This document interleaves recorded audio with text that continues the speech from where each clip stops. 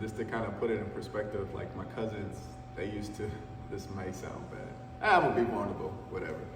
But my cousins, they used to beat up the pizza vans. Like when the pizza people deliver, the pizza people deliver their pizzas, they'll beat them up and take the pizza, And coming into Grand Prairie, they was doing the same thing, because they did that in New Orleans and then they came to Grand Prairie, they'll do the same thing. They'll do the same thing. We'll be in an apartment complex, I'll be out just like hanging out with my family. And they'll be like, hey, Paul, you want some pizza? I'm like, yeah, I did it again, So it was quite interesting. It was fun, but it's probably, looking back on it, it's like, probably wasn't the best, But we were young kids and kind of like, that was just our way of life. So what ended up happening is from there is we kind of, started to find our way, I guess, a little bit, start to get acquainted to the system of Texas. And, we ended up going to a place called Mission Arlington because, again, I only had 3 outfits.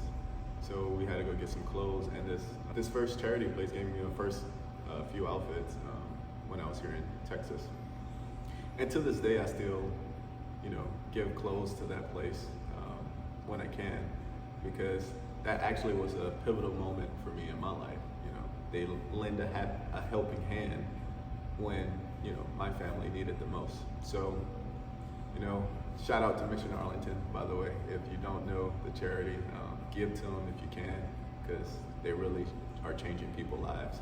I am a testimony of it. So got my first couple of outfits from Mission Arlington, and the government finally came in and gave all my family money. So, because of Hurricane Katrina. So that was really good for my family. And what ended up happening is my mom in particular went out to, buy her own house, and everybody was doing the same thing, right? And what ended up happening is this man convinced my mother to do an owner finance deal from him. We was living in Arlington at this time, and she was like, "Hey, I got the cash. I just want to buy cash right now." And he convinced her to say, "Hey, you don't worry about that. You can just owner finance it from me, and that money will go towards the house anyway. That way, you can actually keep some of the money to that you will need to continue funding your lifestyle, so to speak." So my mom said, "Okay, cool." And when she goes to pay the last payments, at this time, I think I was in high school. This was right before I ended up joining the gang. But so I did join the gang for a little while. I did go to jail twice because I was going down the wrong path in my life. But either way, what ended up happening with that situation is when she was going to pay up her last payments, the dude basically said he's not going to sell her the house. Took all her money and kicked us out of the house, which led us to living in a car for a few weeks, and then eventually a motel for some time. So that was kind of tough. And then my mom, being the resilient queen she is, she kind of just was like, okay, I remember we was living in the car, we couldn't like wash off and stuff like that. And my mom would basically bring us to the school early. So, because she had to be to work like really, really early. So we'll go to school before they open. Me and my younger brother will just wait. I'll listen to music and wait. And then we'll just kind of go in, and then we'll take wash off, and a wash off, clean our bodies inside of the restroom. In the restroom at school.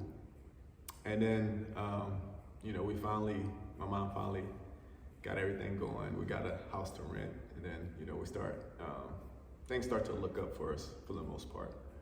And what's interesting about that, around this time is kind of when I was kind of like, still transitioning. I was still going down the wrong path again. I was like I joined the gang at this time right after, like shortly after that, I joined the gang. And I was already known in Texas at this point in my life. People knew who I was because of the fights and stuff like that. And in my life, I was extremely mean to men, like very mean to men. I was always sweet as candy to women, so much so that like we'll be in a hallway, and then they'll actually like kind of push me and tap me, and they'll be telling people like, why are you afraid of Paul? Like, he's such, he's so nice, and then the guys will be like, nah, they're like, nah. So, but I was very sweet to women. And, like as I got older, I kind of just, people who I felt like, wasn't doing much or wasn't a wolf, I didn't mess with those people either. I just let them be. But if they were a man and was a wolf, and it wasn't my friend, I was extremely mean to him. And, it actually got to a point where as I was growing and I was having more grace in my life, I guess, that emotion started to come, I guess. I basically would tell, like, if I know somebody and he was picking on somebody in my high school, I'd be like, don't pick on him, and they'd be like, oh, okay, and then, so I kind of became a person who everybody just is like, oh yeah, that's Paul, he's funny, and, at this time I was starting to kind of like crack jokes and smile more, but, everybody just knew who I was. There was times where new people would come to the school and they didn't know me or whatever, and they'll kind of like, try to test me. So it's only like certain times I'll have to like do certain things. But for the most part, it was, towards like my sophomore, well, really my junior and my senior year, I was just kind of just doing my own thing, really. There was a time, I don't think I ever bullied anybody. Maybe other people feel differently, I don't know. But there was one time, and I'll let you guys decide. There was one time where I was at football practice, and there was this guy who was new. He had just moved to the school, and we was at football practice. He was trying out to be our quarterback for the team. And he just was like making smart comments towards me, like kind of really talking about me, right? While I was there, because at this time in my life, I was just kind of, I was just kind of relaxing and just doing my thing, right? And it's funny because, the people around, like some of the other football players would say, hey, like that's Paul, like you may not want to, do that. He's like, oh, I don't care who he is, and then he started to say, oh, I'm from this, I did that, I did this, I did that, and I'm just kind of like just in my own lane, my own world, like whatever, like I just didn't care, right? But also, I can see he was a sheep just trying to disguise himself as a wolf, So I just was like, whatever. And he just kept doing that throughout the practice, like the entire practice, right? And, people were just like, okay, and he was just saying, all the things he's done, wherever he's from, et cetera, and I was like, okay. And I don't know, like, looking back on it, there's this saying that says, lions don't turn around when small dogs bark, But I wasn't as wise as I am today, so I turned around, to say the least. So after football practice, he was still saying the same things and talking about me and stuff like that. And I literally never said anything back. I just kind of like, in my head, I was like chuckling. I was like, man, I'm a real life wolf, man. Like you should probably just, stay in your own lane, But that's what I'm telling myself in my head. So after football practice, we left. We ended up changing, and I left the locker room. And as soon as he left the locker room, I ended up punching him in the face, right? And then he was like, oh, wait, Paul, what's going on? And I was like, oh no, you were saying you this, you that, you this, huh? Well, show me. And I hit him again, boom. And then he was like, oh no, wait, oh no, I'm sorry, Paul, I'm sorry, And I was like, man, I try to let you make it, You took my kindness to weakness, And he was like, oh no, I'm sorry, Paul, I'm sorry. And I was like, nah, it's not gonna do for me. And I told him, it might sound bad, but it is what it is, it happened. But I told him to take off his shoes. It's like, take off your shoes. And he's like, what? And so the reason I told him that is because he had bought these new Air Jordans. They had just came out, and he was really proud about them. He was telling everybody in the school about them, and everybody's like, oh, these shoes are cool. I actually never wore I never wore Air Jordan, so I didn't even know which ones it was and none of that. I just was trying to make a point, you know. So I was like, look, take your shoes off. He's like, oh, no, I ain't gonna take off my shoes. I was like, listen, I'm gonna beat you. I'm gonna beat you down if you don't, and then take them off your feet anyway. So take off your shoes, you know. So he ended up taking off his shoes, and he gave them to me. And I basically told him, you know, if you want them back, pay me tomorrow. And then he was like, oh man, I love these shoes and this. I was like, oh, pay me tomorrow. And if you don't pay me, I'm gonna beat you down and take your money, right? And he was like, oh, okay, I'm gonna pay you. So the next day, he paid me and I gave him his shoes back. Now, that may sound a little harsh, right? But you know, I'll let you guys decide. You know, was I being a bully or was I defending myself? I don't know. But either way, the moment that changed my life forever was when we was all at the trap house. Me and all the little gang members was at the trap house, and you know, there's guns everywhere. There's, you know, people are like doing drugs, coke everywhere.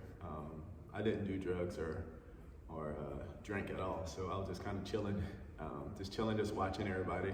It's like a little party. It was actually, I remember right after school, there was like a little gang fight that happened, and then there was this other kid who wanted to be down with the gang or whatever, and he came into the trap house with us or whatever. But I knew he was scary, you know, due to the fact that I've basically grown up in it, right? It was just a way of life for me. So you can kind of, at that, you know who's pretending and who's not. So I can see that he was kind of like a pretender. He just wanted to be down, just because, you know, he wanted the protection, if you will. But either way, that was neither here nor there. I didn't really care. I was just kind of doing my own thing anyway. And I was just kind of watching everybody. And the pivotal moment was when I was looking at the OGs, and I seen that the OGs was a lot older than us. I think I was probably 17 at the time. I think I was 17, 18, somewhere around there. I was looking at the OGs, and they're like 35, 37, you know, some of them 42. And they wore the same white shirt, you know, same clothes, and they had to rob people to get money, you know. And I was like, you know, do I want my life to be like that? That was the question that I asked myself in my head, you know, as I was just looking at everyone. And I was like, no, you know, I'm trying to be rich, you know. So that moment was actually a pivotal moment for me, because that started the extensive self-development phase in my life. So for 3 years straight, all I did was research successful people who started companies, and they had to have been self-made, because I didn't come from money. So I was like, how do I get out of this situation that I'm in? How do I make it? So I researched those successful people. The goal for me researching them, I was just trying to figure out, what do all these people have in common? And I figured if I take what all of these people have in common, apply it to my life, cultivate those skills, cultivate those characteristic traits, I too can have what they have. Some of the things that they had in common, and started to apply them to my own life. One of which was being a lifelong student. You know, in the early days, a lot of things really changed the fundamental concept or perspective I had on life. Jim Rohn was a massive, a pivotal person at the early stages of my life, when I was going through this process of change. You know, I took the TV out of my room. I didn't watch TV at all, right, like for those 3 years. All I did was research successful people, you know, self-made successful business owners. They had to be millionaires or billionaires, you know.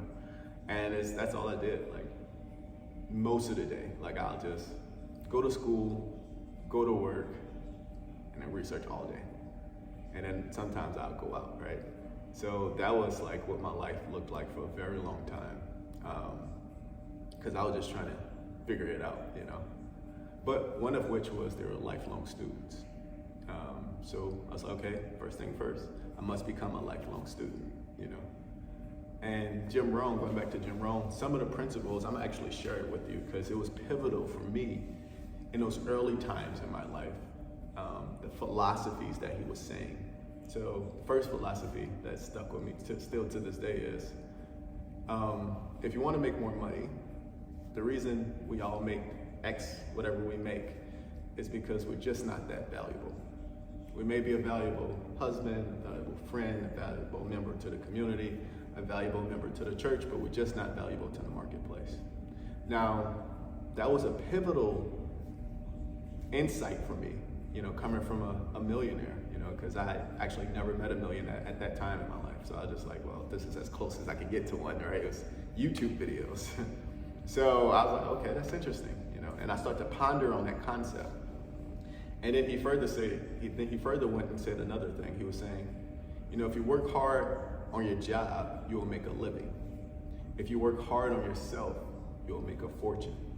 And I started to ponder on that idea, on that philosophy, right? And I'm like, okay, work hard on yourself. Get it, I got it. Don't work hard on your job. Don't work as hard on your job, work hard on yourself. Because the goal is to become a more valuable person.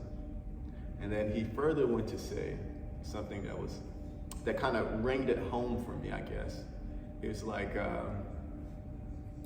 will a company pay a person $1 million a year? And then the answer is yes. And you can see that by the income brackets, right? He was like, the thing is, the workforce is a ladder.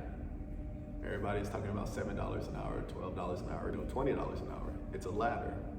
In order to jump through those loops, you don't work hard on your job, you work hard on yourself, you become more valuable to the marketplace, and then they will pay you what you're worth. And that was kind of like an interesting insight for me. So work hard on yourself than you do on your job. Working hard on your job will make you a living, working hard on yourself will make you a fortune. First, that's some of those first principles, and I started to really kind of like dissect those ideologies and apply them to my own life. Another one that is really pivotal for me in those early days was he stated, hey, if somebody hand you $1 million, it's best you become a millionaire so you can keep the money. And I was like, what? Just me, trying to figure it out. I was like, I don't understand. I mean, if somebody give me $1 million, I'm a millionaire, right? And then he further go and say, see, if you don't become a millionaire in your mind, your habits, and your characteristics, you will surely lose it quickly. So the most valuable thing isn't that you're going to get by getting $1 million, isn't actually the money. That is actually the side benefit, the lag effect of you becoming a person who's worthy of $1 million. So it's the habits, the characteristics, traits, and the skill sets that you acquire, which will in return earn you the $1 million. The money isn't even the most valuable part, because you can actually lose the money and make it right back, because you are a person who can earn $1 million. Your value to the marketplace is that of a millionaire. So I was like, wow, okay, that's good. I got the little gems, and continuously learning was one of those things that every single self-made millionaire and billionaire business owner had in common. None of them didn't. None of them, I mean, when I say none of them wasn't life students. So I just kind of adopted that same philosophy. So another thing I did was I tried to right all my wrongs. So everybody who I hurt in my past, I actually apologized to them. Kind of gave them a phone call, I met them in person, and apologized to everybody who I think I hurt in my past, I kind of apologized to them to kind of right my wrongs. And then at that time, I was already kind of changing the way I dress. So at first I was only wearing tall tees and a bandana with golds in my mouth. Then I transitioned to Hollister a little bit. So I had like the tight Hollister shirt, and then I was like, at that time probably was like a size 30. I was wearing a size 42 pants and sagging, my pants. So I'll have the tight Hollister shirt and then still be sagging my pants. So you can kind of see the transition. And then eventually, like around my senior year, I was then wearing the tight Hollister pants and the tight shirt, right? This transitioning. And then eventually, as I grew my mindset, I got into GQ. I got into fashion really tough. So I ended up, a little fun fact by the way, before I got into real estate and I changed my mindset, I changed who I was, I didn't want other people to find, all the old pictures I had of myself. So I actually deleted all of my pictures. It was on my MySpace at the time. I deleted all those photos. I changed up my style, and at this point I was in college. And I was really into GQ, so I studied GQ. That's gonna be always the theme of my life. Anything I wanna do, I make it a study. I don't study, I start doing it, then I study it to improve on it. So I was into fashion.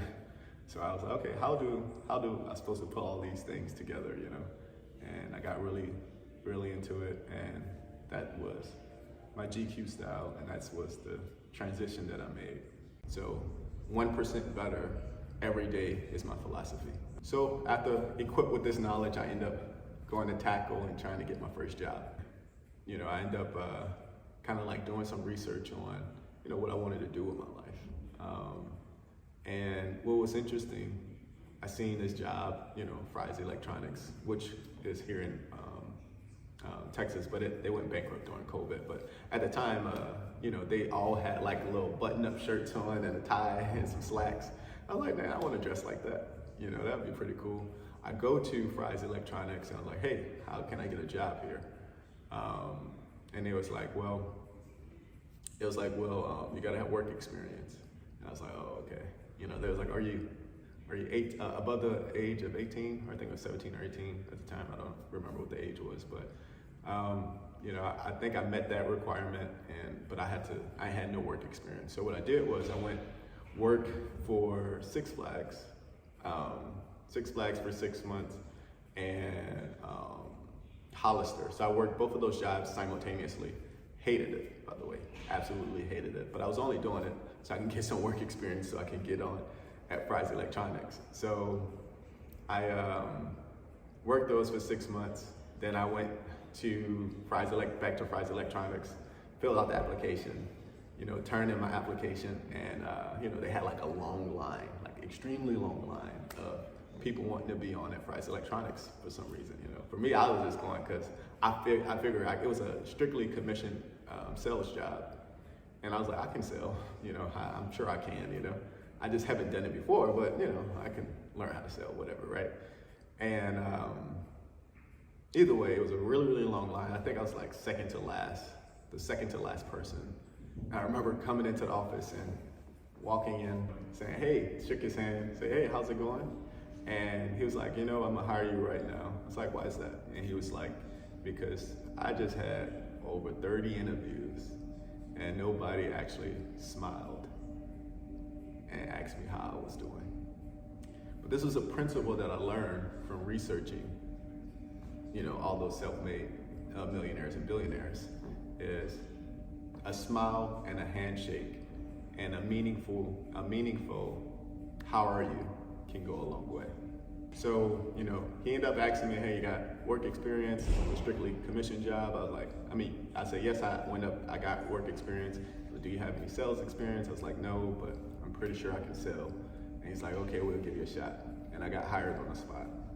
And that job was actually a really good job for me because it taught me a lot of life principles that I started to, it kind of continued that molding process of my character development, mindset, all of those things. So I learned a lot from that sales job.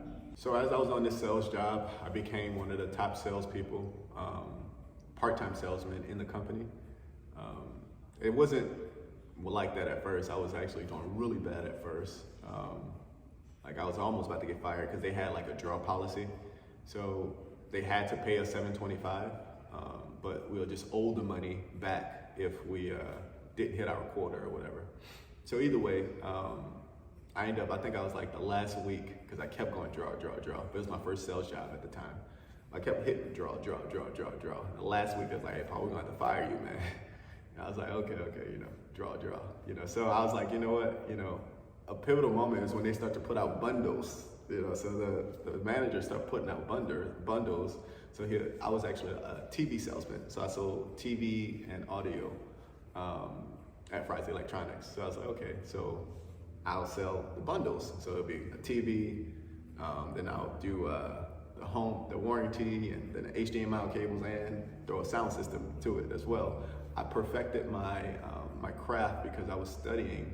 So this entire time, throughout my entire life, I was still studying different things, right?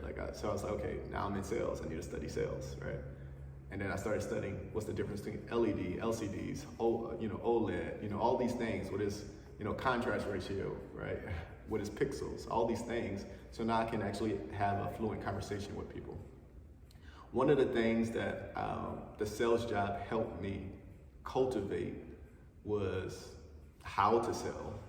But I think sales is, the fundamental understanding of sales is communication.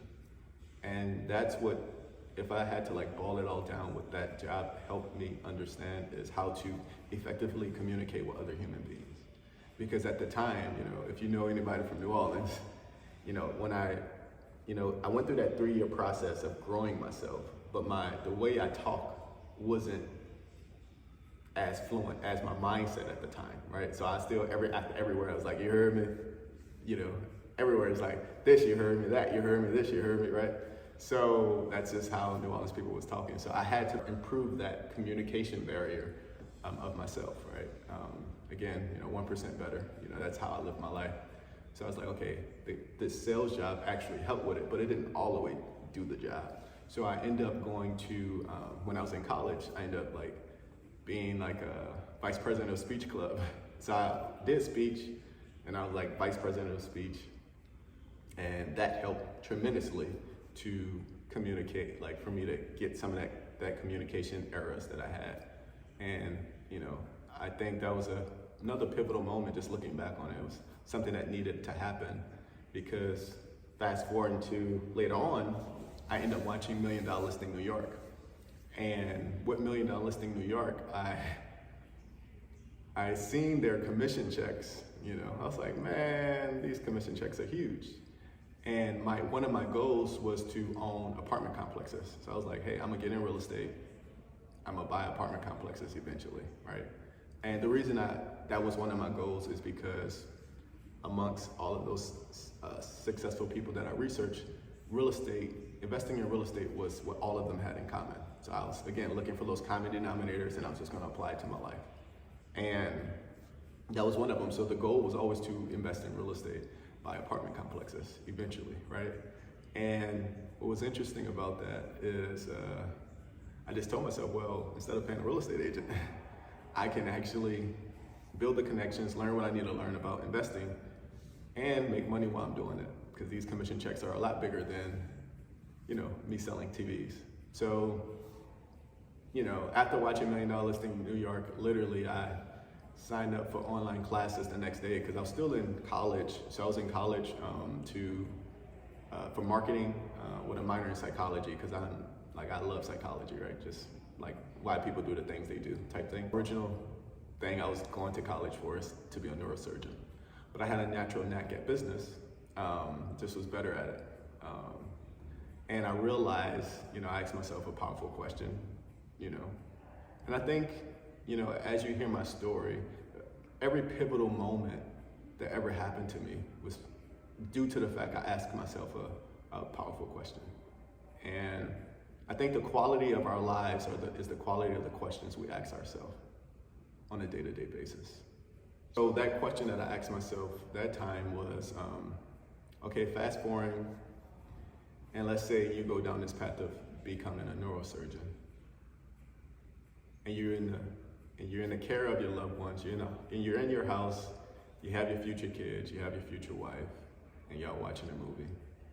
Then you get a phone call, and you have to come in and save someone's life. Would you want that life? And the answer to that question was no for me. Even though I loved learning about the brain, I didn't love the day-to-day of what that lifestyle would look like. So that's what made me change to marketing, and because I like that I can use marketing for in the psychology aspect. So marketing it was really consumer behavior, really. So that's kind of what I was like studying at the time. So I had my Fry's electronics job, and I was doing college, and then I seen $1 Million Listing New York, and I just kind of like went on a thing, bought the classes, and started doing online classes, and got my license later on, and then I was ready to tackle the world, if you will, you know, because I just thought the money was gonna come flying in, you know. Definitely it's not like that at all. They definitely made it look good, you know. They definitely made it look good on $1 Million Listing New York. So I ended up, you know, continuously, you know, improving myself again. If I had to learn how to build rapport, I was like, well, I got to learn the bare minimum about the sports. Like, even though I played football, it was more about, I was just still in my own lane, just playing. I was just good at football. But I didn't like, you know, watch football on TV and know the players' names or actors and actresses or celebrities who sing or rappers. I didn't know all these people's names, right? Like, I knew like only a handful of those people's names. And especially going through that phase where all I was doing was, you know, for years and years and years, just learning about business people. I just didn't know who these celebrities was. So I was like, well, this is what most people want to talk about, so I got to build rapport in order to sell more homes. So I end up joining a fantasy league. That way I can actually really just to learn who the doggone player names was, you know. And so I can have something to kind of connect with other men about. Kind of funny kind of saying it out loud, but that's actually the reason I joined a fantasy league. And me being me, I study fantasy, study the players, and end up being very good at fantasy. So either way, that's kind of what happened. And that was the little transitioning. So that was the downside, I guess, if you will, of me taking all those years to myself and learning I couldn't actually communicate with most people if they wanted to talk about, you know, like reality TV shows or stuff like that. Even after that time frame of me growing myself, I still like, let's say for those 3 years, I still like didn't watch TV. So for 3 years is when I took it out and I didn't watch TV. Maybe for another year, I still didn't watch TV. And then when I did watch TV, it was literally only documentaries on successful people or documentaries about animals or the human brain. So it's kind of, you know, that entire time frame is just, that's kind of what I was feeding my mind. So I definitely had to, that was the downside, you know, I wasn't able to connect with other men, you know, due to that. But now, you know, it's all good. But in the past, it was, you know, that's the reason I joined a fantasy league. If I didn't grow as much as I did during those 3 years and throughout that time before I got my real estate license, I would have never been able to attract the type of people who wanted to put their arms around me and mentor me. Because I met my first millionaire when I became a real estate agent.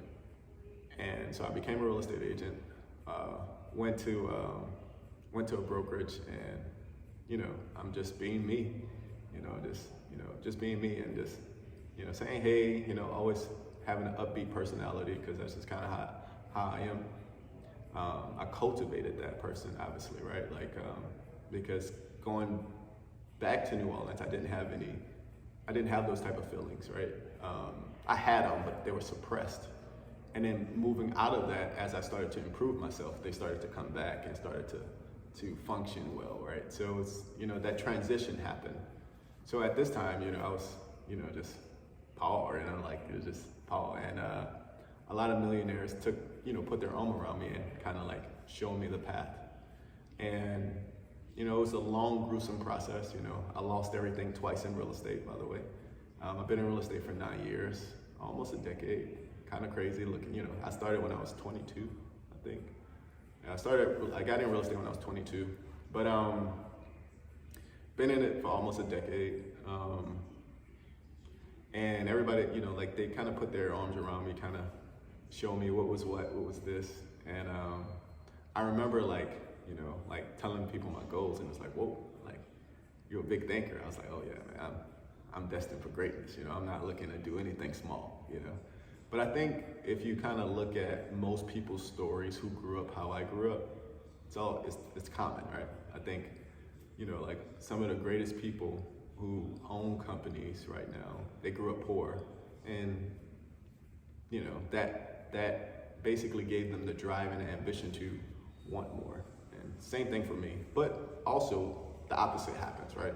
People who grow up poor, they may say this is just a way of life and continue with those circumstances. So it just depends on how you respond to that. But either way, I told them my goals, and I was like, hey man, I'm actually only in here just to build the connections to do this and this and this, but I want to sell houses too. And then I first got introduced to Teams, and Teams was basically a way to basically build a business within the business. And I was like, oh, that's pretty interesting, And I was like, well, can I ask my first mentor, hey, can I do that like in different cities and countries? He's like, yeah, for sure. That's called an expansion team. I was like, okay, that's eventually what I want to do. And that was like year one in my real estate journey. I was like, okay, I eventually want to have an expansion team. So fast forwarding, like I said, I lost everything twice. Me and a friend would go cut grass for money so we could have something to eat because we was trying to make real estate work. And it wasn't fun at the time, but looking back on it, it's like, well, you're still grinding, you still have the hustle and bustle. So obviously, it was, just keep moving through it, keep pushing through it. On the other side of all discomfort is success, right? So I kept pushing through that. And then me not wanting to get a regular job, because at the time I ended up quitting fries and I was only working real estate full time. And I didn't want to really get a regular job. I was like, man, I'm trying to make real estate work. So I'll have like little knick-knack jobs or I'll stay on for 3 months and then quit, just to pay my bills real quick. Stay on for 3 months, pay my bills, and then quit, just to kind of get some leeway. Because, I was good at sales. So I can go anywhere and sell. I had a skill set that I can apply to anything, right? So I was just using that skill set and just, hey, I want to work here and sell a couple of things and, quit. So what ended up happening was I just stopped doing that. And then one day I was at a friend's house and his dad was playing poker with, with his family members, and my friend was playing poker. I was like, what is this game? He's like, oh, poker. This is how you play. I was like, hey, can you teach me how to play? He's like, yeah, put some money up. I was like, all right, how much is the buy-in? So I put in $20, and that, they told me how the rules to the game was, and I actually played for the first time, and I made money. I was like, oh, that's cool. Okay, I was like, all right, And what's interesting about that, just if you know me, like I'm, again, a life student, because some of the principles that I've learned in those early days, I still do to this day, and I will do for the rest of my life, right? Principles are principles. So being a life student is just who I am at this point, right? And I was like, okay, I want to get better at this. So I started picking up books on playing poker. But what was interesting to me about poker and what made me extremely good at it is because what I was studying is the psychology behind poker. Due to the fact I had a background in psychology in college, I love learning about why people do the things they do. I picked up books on poker psychology. So, how to tell when somebody's bluffing or lying, right? How to, understand body language. Those type of things is what I was studying. And, which made poker really, really fun for me. So I became really, really good at it. Like I used to buy in for 20 and leave with 700 every day. So it was a really good little, side hustle for me. And I actually funded my lifestyle for 2 years that way. So that's how I ended up getting introduced to the poker world. So for 2 years, I funded my lifestyle, trying to make real estate work, and I'll play poker at night. So I'll do real estate during the day, play poker at night, fund my lifestyle that way. So along my journey of growth and personal development, I ended up becoming closer to God, and I ended up going to church and getting baptized. And it's interesting because looking back on it, not knowing at the time, I would have to draw on Him to help me with a pivotal moment in my life. And that's when